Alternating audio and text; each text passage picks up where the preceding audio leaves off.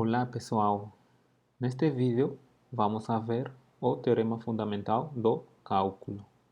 Primeiro, vejamos algumas propriedades da integral definida. Consideremos duas funções f e g, funções integráveis sobre o intervalo fechado de extremidades a e b. Estamos considerando alfa uma constante e c vai ser um número maior que a e menor que b. Então, vamos ter que as funções soma de f com a g e a diferença de f com a g vão ser funções integráveis no intervalo fechado a b. E a integral da função soma vai ser igual à soma das integrais. De maneira similar, a integral da função diferença vai ser igual à diferença das integrais. Agora, a integral de f de a até b pode ser calculada como a integral de f de a até c somado com a integral de f de c até b. Também temos que a função constante alfa multiplicada pela função f vai ser integrável e sua integral vai ser igual a constante alfa multiplicada pela integral da função f no intervalo ab. Como caso particular, se a nossa função f for a função constante 1, então a integral da função constante 1 sobre o intervalo fechado AB é b menos a e, portanto, teremos essa igualdade. Agora, se integrarmos uma função sobre um intervalo de comprimento zero, ou seja, os limites de integração são iguais, então a integral é igual a zero.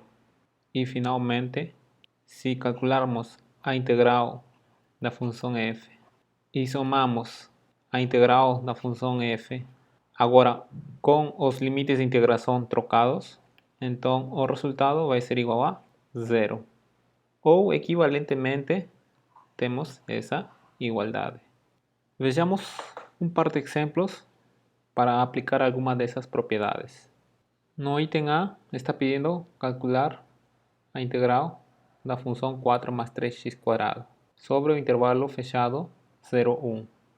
Essa integral vai ser igual à integral da função constante 4 sobre o intervalo 0, 1 mais a integral de 3x² de 0 até 1.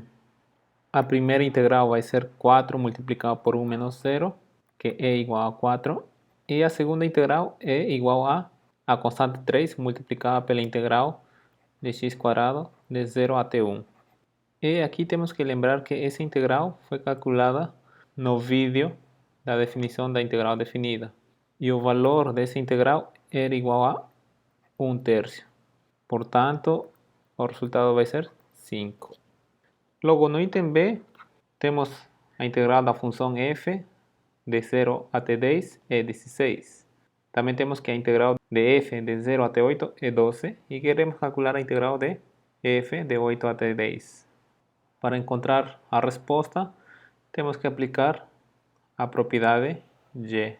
A integral da função f de 0 até 10 pode ser calculada como a integral da função f de 0 até 8 somado com a integral da função f de 8 até 10. Agora usamos as nossas hipóteses. A integral de f de 0 até 10 é 16, a integral de f de 0 até 8 é 12. Portanto, devemos ter que a integral de nossa função f de 8 até 10 deve ser igual a 4. Agora, vejamos as propriedades comparativas da integral.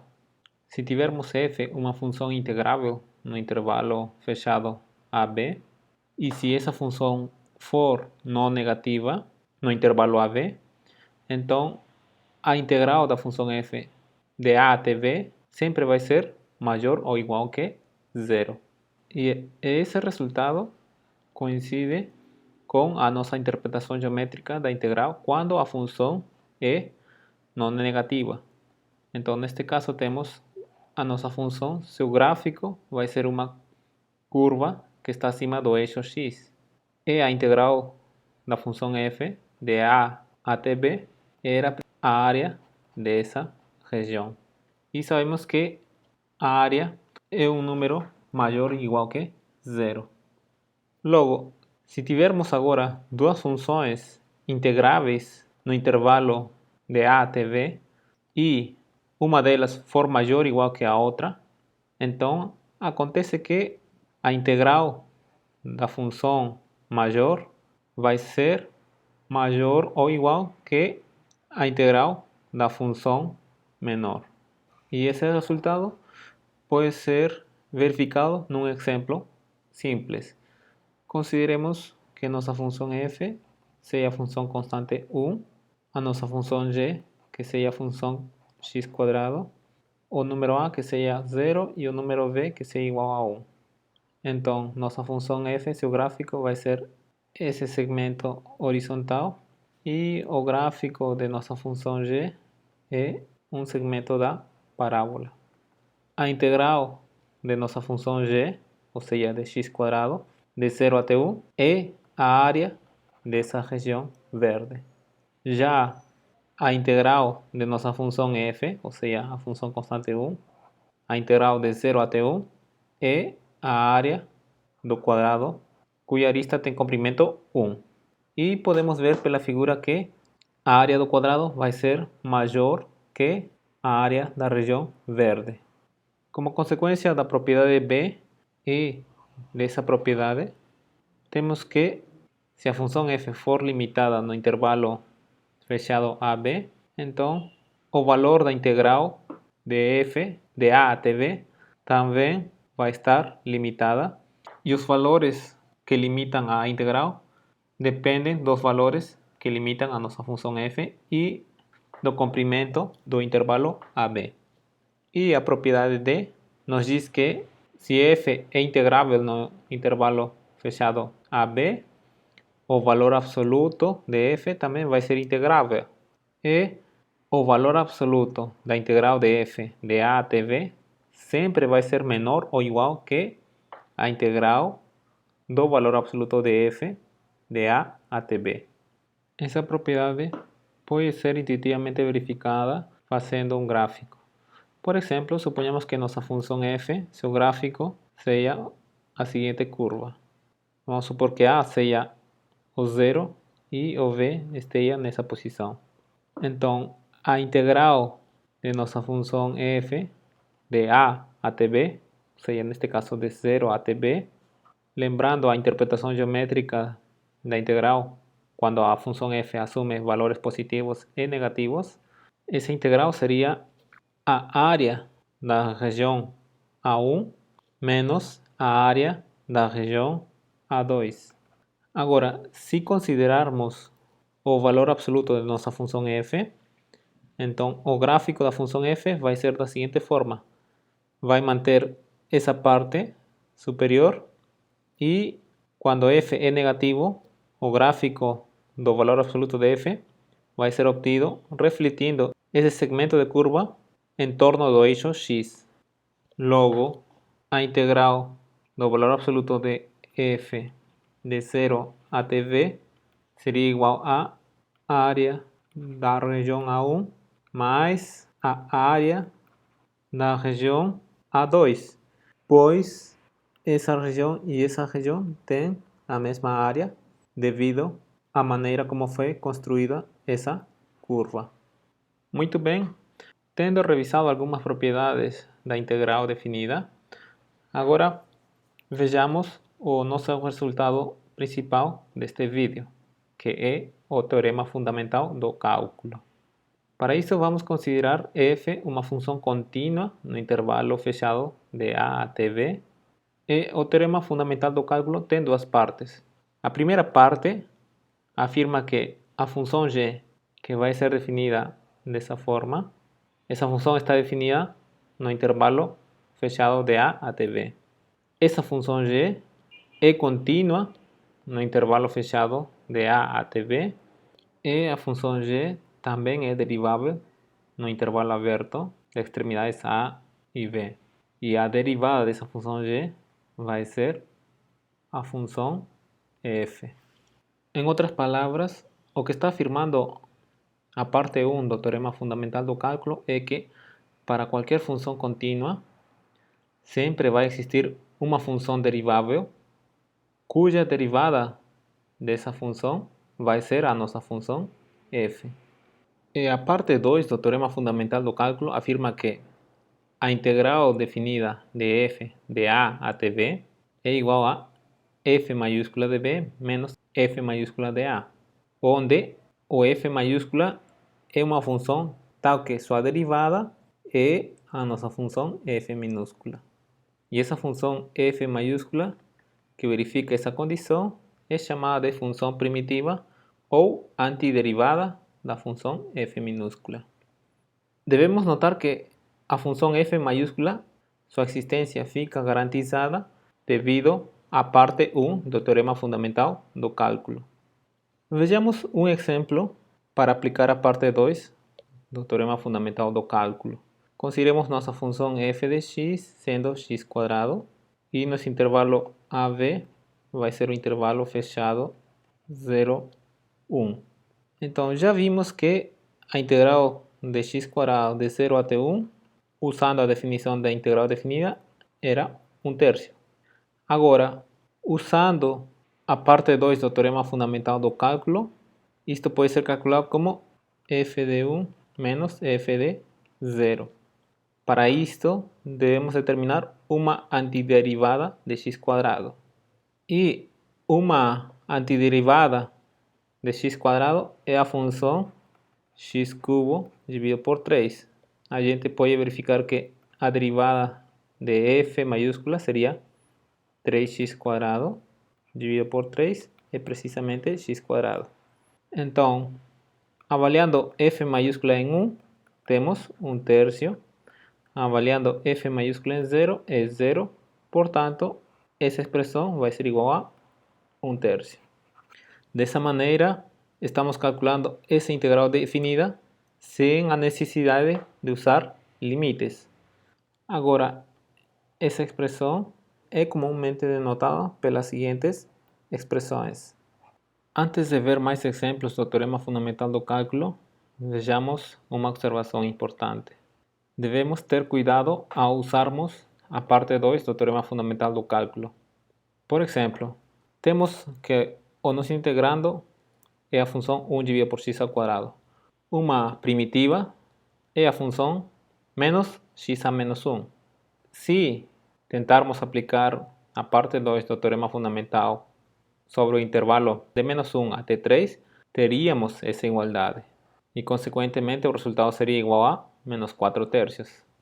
Mas essa igualdade está errada, pois a nossa função 1 dividido por x² não é uma função contínua no intervalo fechado de menos 1 até 3. Essa função tem uma descontinuidade em x igual a 0. Note-se que o limite dessa função quando x tende a 0, seu limite é mais infinito. Então, tem uma descontinuidade infinita em x igual a 0. Logo, essa integral não vai existir. Outra maneira de ver que o resultado dessa integral está errada é vendo que o nosso integrando é maior ou igual que 0. Logo, pelas propriedades comparativas da integral, se essa integral existisse, o resultado deve ser um número maior ou igual que 0. E isso mostra que essas igualdades não são verdadeiras. Vejamos o seguinte exemplo. Queremos determinar a derivada dessa função. Aqui vamos usar o teorema fundamental do cálculo, a parte 1 e a regra da cadeia. Para isto, devemos perceber o seguinte. Podemos escrever a função, a integral da secante de 1 até x² como uma composição de duas funções, onde a função f vai ser a integral da função secante de 1 até x. E a nossa função g vai ser a função x². Usando essas duas funções, a composição de f com a g vai ser essa função que vamos chamar de h. Logo, o problema está pedindo determinar a derivada da função h. Pela regra da cadeia, a derivada da função h vai ser igual a derivada da função f avaliada em g de x multiplicada pela derivada da função g. A derivada da função g é 4x ao cubo. E pela parte 1 do teorema fundamental do cálculo, temos que a derivada da função f vai ser secante de x. Logo, a derivada da função h vai ser derivada de f avaliada em g de x. G de x é x a 4, portanto, teríamos secante de x a 4 multiplicado pela derivada de g é 4x cubo. Essa seria a resposta. No siguiente exemplo, a primeira parte está pedindo determinar essa integral definida. Como a função exponencial é uma função contínua, podemos tentar aplicar a parte 2 do teorema fundamental do cálculo. Para isso precisamos encontrar uma primitiva dessa função. E lembrando que a derivada da exponencial é a própria exponencial, então uma primitiva da exponencial é ela mesma. Logo, a integral da exponencial de 1 até 3 é igual a f de 3 menos f de 1, sendo que a nossa f maiúscula pode ser considerada como a própria exponencial. Logo, o resultado dessa integral vai ser igual a e ao cubo menos e a 1. O item B já foi calculado, já calculamos a integral de 0 até 1 de x quadrado. Isto vai ser igual a f de 1 menos f de 0, sendo que f maiúscula é alguma primitiva de x quadrado e a primitiva que nós consideramos foi x ao cubo dividido por 3. E o resultado deu 1/3. Logo, o item C, temos que calcular essa integral definida. Novamente, a nossa função 1 dividido por x é contínua no intervalo fechado de 3 até 6. Portanto, podemos aplicar a parte 2 do teorema fundamental do cálculo. Essa integral vai ser igual a f maiúscula de 6 menos f maiúscula de 3, onde f maiúscula é uma função tal que sua derivada é 1 dividido por x. Sabemos que a função logaritmo natural do valor absoluto de x, sua derivada é 1 sobre x. Como estamos considerando 1 dividido por x nesse intervalo de 3 até 6, então podemos considerar uma primitiva de 1 sobre x, sendo a função logaritmo de x. Então, essa integral vai ser igual a logaritmo natural de 6 menos logaritmo natural de 3. E usando as propriedades do logaritmo natural, isto seria igual a logaritmo natural de 6 dividido por 3, que seria logaritmo natural de 2. Então, devemos ter em mente que para aplicar a parte 2 do teorema fundamental do cálculo, temos que saber encontrar uma primitiva ou antiderivada do integrando da integral definida. Isso vai nos levar ao conceito de integral indefinida de uma função, que vamos ver agora. Primeiro, vejamos o seguinte: se tivermos que f maiúscula for uma primitiva da função f, e se c for uma constante, então a função f maiúscula mais a constante também vai ser uma primitiva da função f minúscula, pois aplicando a derivada dessa função, teremos que sua derivada vai ser precisamente a função f minúscula. Então, existe uma operação chamada de antiderivação, que é o processo de encontrar o conjunto de todas as antiderivadas, ou também chamadas de primitivas, de uma função dada. E o símbolo que utilizamos para a operação de antiderivação ou antidiferenciação é esse símbolo. E escrevemos essa igualdade, onde a nossa função f maiúscula é uma antiderivada de f.